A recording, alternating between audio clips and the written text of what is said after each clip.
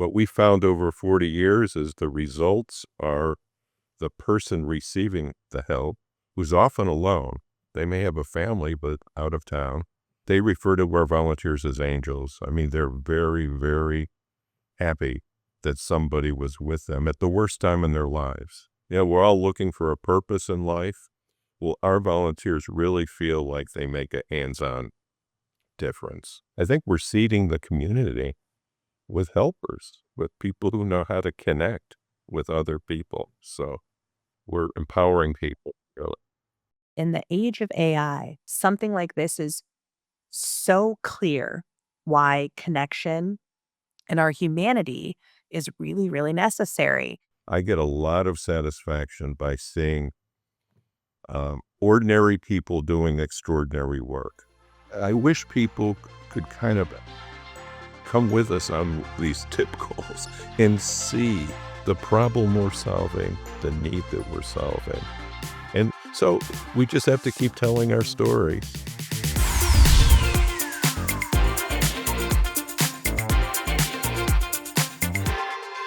When the lights and sirens fade following an emergency or natural disaster, who sticks around to support community members in need? Welcome back to the Six Pack. I'm your host, Stacy Huston, Executive Director here at SixDegrees.org, and today I'm joined by Wayne Fortin, founder of Trauma Intervention Programs, or TIP, the most impactful, volunteer-led, emotional first aid effort you may have never heard of. Wayne, welcome to the Six Pack. Thank you very much. When we learned about your work, full transparency, you are one of the organizations that has been selected and purpose produced. And it was for that very reason. We felt like, how had we never heard of this organization run by so many volunteers doing such incredible work at local levels across the country for those that have experienced some type of trauma? And so I won't do the introduction about your organization. I'll allow you. I would love to just invite you, Wayne, to share a little bit about, TIP and how you guys bring your mission to life. Sure. Well, essentially, we train community volunteers, ordinary people, secretaries, homemakers, construction workers, and make them available to police, fire, hospital, emergency departments to be called out to support the emotionally wounded. So typically, somebody will call 911, police and fire will show up. They'll focus on their tasks, maybe fixing the broken bones, and they'll notice what we call a survivor, somebody who's emotionally wounded. And they don't have time to deal with that person. They need to get back in service. So they call one of our volunteers who will arrive at the scene quickly, within 20 minutes, and provide what we call emotional first aid. What we found over 40 years is the results are the person receiving the help, who's often alone. They may have a family, but out of town. They refer to our volunteers as angels. I mean, they're very, very happy that somebody was with them at the worst time in their lives. Secondly, police and fire love this program because it frees them up. They don't want to leave this person behind, but they need to get back in service. So they feel we help them complete their call, emergency responders. And finally, our volunteers themselves. We're all looking for a purpose in life. Well, our volunteers really feel like they make a hands-on difference. We bring our mission to life internally by what we call call sharing. Every call out is a story, right? And we Yeah. encourage our volunteers after that call to share that story with the rest of us. That keeps the mission alive. Another way we keep the mission alive is by involving our clients, people who receive the service, onto our board of directors. They come to our meetings. And so these are people who've experienced the mission, and we involve them in our program. I absolutely love that because a person with lived experience can speak Mhm. about it so authentically. Yes. and they really Yes. know something that, unless you're touched by something like that and you've received the support that you've received, it's harder to kind of paint that picture so effortlessly, I'm sure. Yes. And they become part of our speakers bureau. And so we tell our stories out in the community. That's the way we bring our mission to life in the community. We disguise the calls to some extent to maintain people's privacy, Yeah. but we're always talking about our calls. We call them calls, those call Yeah. outs. That's the bottom line.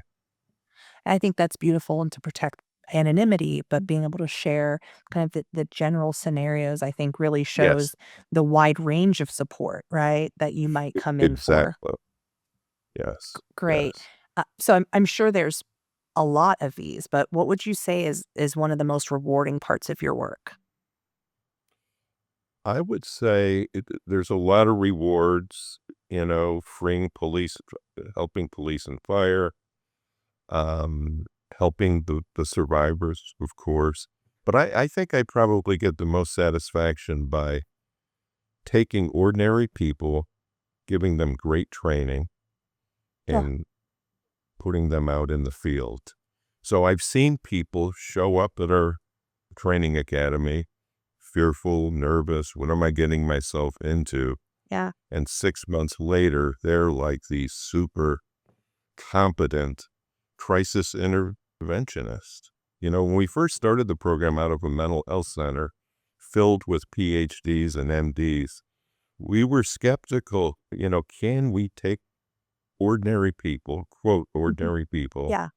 and put them in this role? I mean, this is typical work for anybody. Yeah. And so we were skeptical. But I mean, we pretty quickly saw these volunteers just are amazing. And so to answer your question, I think I get a lot of satisfaction by seeing ordinary people doing extraordinary work Ugh, and and and nurturing that along, yeah. training them, encouraging them. And they use these skills outside of their tip roles. I mean, they Hmm. use it in their neighborhoods with their family members. So that's where I get a lot of satisfaction. That's immediately where I went to with that, Wayne. It's that in the age of AI, right, when everyone's afraid about being replaced, and we talk about, well, emotional intelligence and things like compassion and empathy are things that you can't train a robot to do. Something like this is so clear why connection and our humanity is really, really necessary to be able to say, Yes. once you train someone and give them the tools to meet someone where they are, maybe they're sharing some words, maybe in other times they are learning to just sit with the person Mhm. and to Exactly. be with them because then you give people more confidence in how to take that into other areas of their Yes. life and be there for the people That around them. well said. And Yeah. yeah. So I think we're planning other than just the tip calls and the people we help.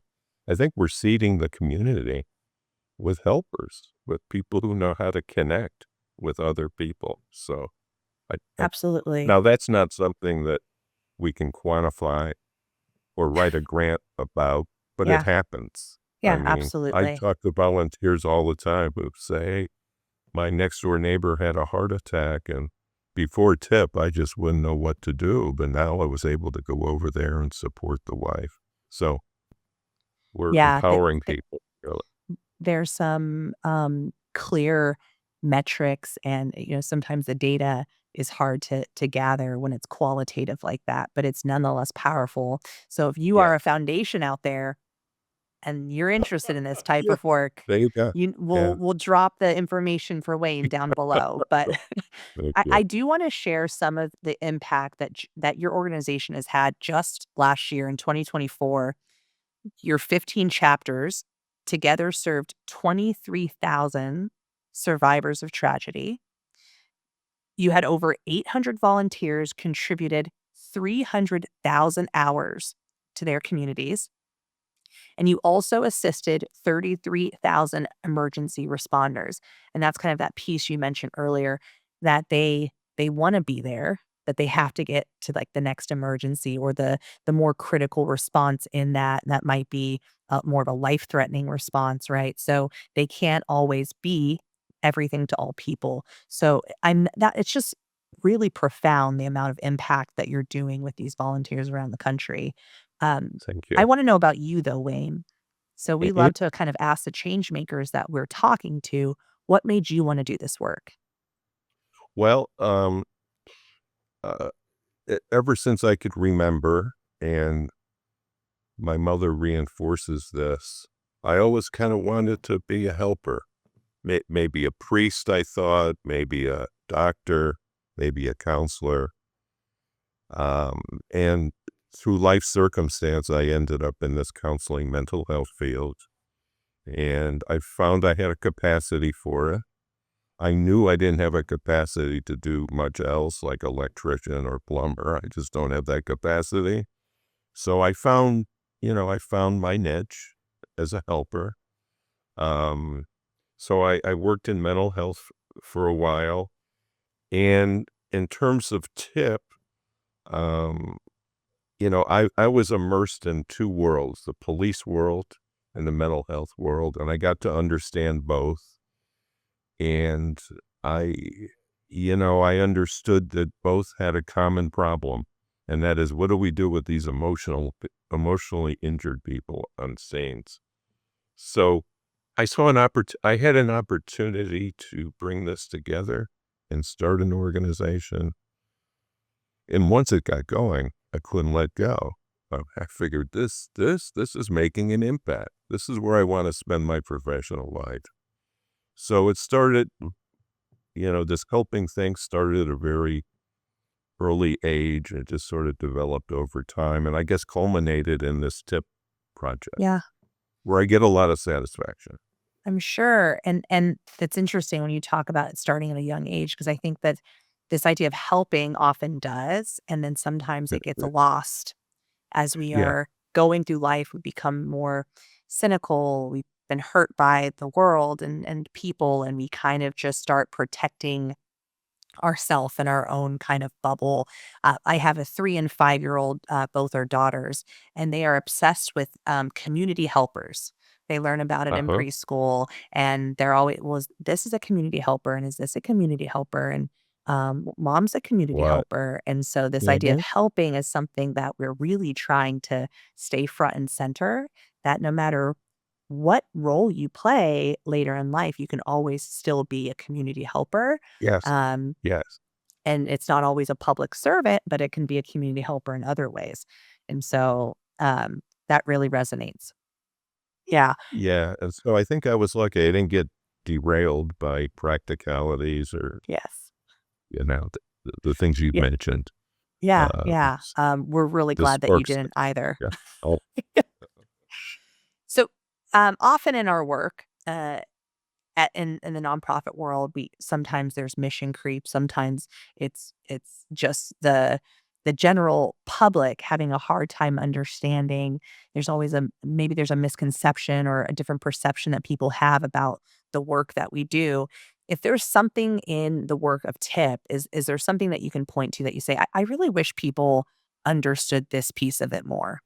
yes, we talk about that all the time, and I the work we do is so behind the scenes, it's not the big tragedies, it's the older person at home. So, our work is behind closed doors, and the general public just doesn't see it. Um, so that's been kind of a frustration of ours. So I wish people could kind of come with us on these tip calls and see the dramatic difference that people. I think a misconception. You know, most people don't know about how the emergency system works. They see a fire truck go by, and they assume that somebody who's in trouble, that the emergency system will take care of the whole thing. And I think that's a perception that people have. Yep. But we know they can't, and they know they have limitations. So to answer your question, we wish the general public could kind of see behind the scenes and see the problem we're solving, the need that we're solving. And so we just have to keep telling our stories. Yeah. And but because of the nature of our work, we deal with what we call the daily disasters that don't Mhm. make the media. Again, I go back to the older person whose husband of 50 years died. We like to say that's her 9/11. It is. That's Yeah. the worst time in her life, but it goes under the radar screen. Oh, now Yeah. we're proud of that work. We want to Mhm. continue that daily disaster Yeah. kind of work, but it poses problems in terms of the public getting to know what we do. Yeah, that makes sense. I mean, 6 Degrees, we are all about painting pictures and storytelling because we believe that when you can see the stories, you can understand the work. And we also are very, very cautious about showing the people that are often being supported by the benefiting, I should say, from the nonprofits because sometimes it's like they're in a vulnerable moment and maybe they're That's sharing right. only because they feel like, well, they've received this gift or they're continuing to receive a gift, so they'll put their face on camera, but I think one of the things I'm excited about with Purpose Produced and stories like the what you do at Tip is that there are ways to tell these stories and evoke the emotion that people really need to understand is there and is real without, making people relive their own trauma step by Yes. step, and so if Yes. you could share kind of a memorable story of impact, um, Sure. I think it would help to paint that picture.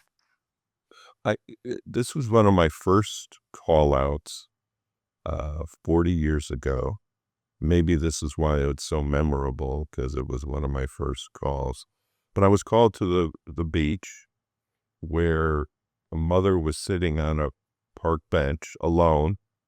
The sun was setting and her son was missing. He went surfing and he was missing. So there was a big search and rescue effort being made, helicopters and all of that. And I was just sitting on the park bench overlooking all this with the mother. I was new at the time at this, so I was searching, feeling helpless, searching for Sure. what to say. Of course, there was nothing to say. So I probably spent an hour just looking out at the ocean by this woman's side. The husband eventually showed up, and I was involved in briefing him, giving him information. Eventually, the son was found. He had washed ashore, and I ended up accompanying the mother to say goodbye to him on the shore.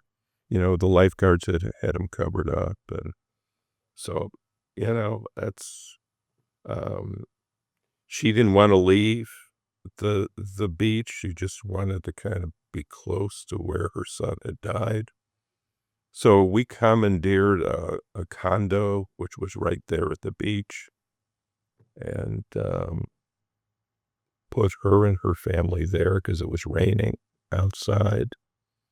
And so that was memorable, as you could probably tell. I still Yeah. remember the details, and got a wonderful note about a month later from this mother because I didn't think I did anything. Right? That's a common feeling among our volunteers. We didn't fix it. And so I got this very, I forget what was in the the thank you letter, but it was like, I don't know what I would have done without you message. But it was memorable from that. Wayne, She would have been there alone on that park bench yeah. because the emergency people were focused on finding her son. Right. Mhm. Yeah, So, and her husband came later. I mean, right. as you could tell, I was very emotional as you're telling that story. Mhm.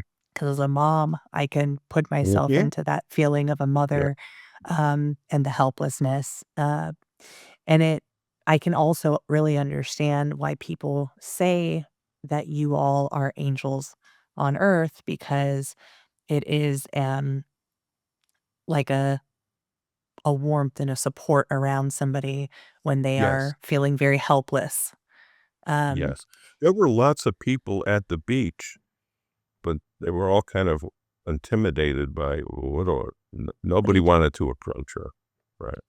Of So, course, because yeah, of, once again, they're not trained. They don't know what to say, right? right, right. Um, I will share one small story, um, in my own life, and I've talked about it. I did a TEDx talk, and I kind of talk about this story a little bit, but I lost my mom in 2020, and it was kind of the height of COVID, and I was a new mom. I had a 5-month-old at the time, and this neighbor that I didn't really know all that well, um, she saw that I had posted that my mom had passed, on Facebook, and she didn't text to say, "What can I do for you?"